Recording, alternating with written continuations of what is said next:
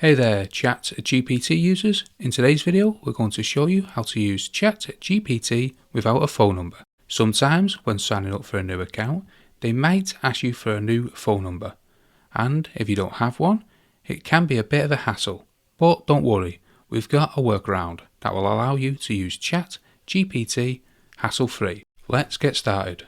First, make sure you're on the ChatGPT website. If you don't have an account yet, go ahead and sign up.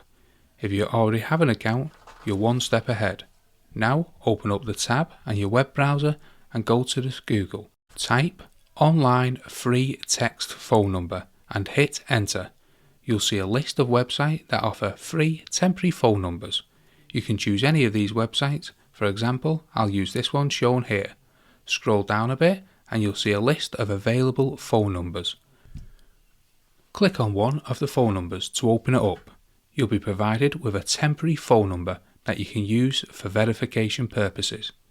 Now go back to ChatGPT website and proceed with the sign up process.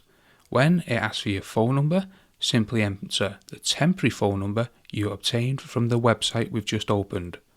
Once you've entered the temporary phone number, click on Update or Send Code on the website. You should receive a verification code. Go back to the temporary phone number website and look for the verification code.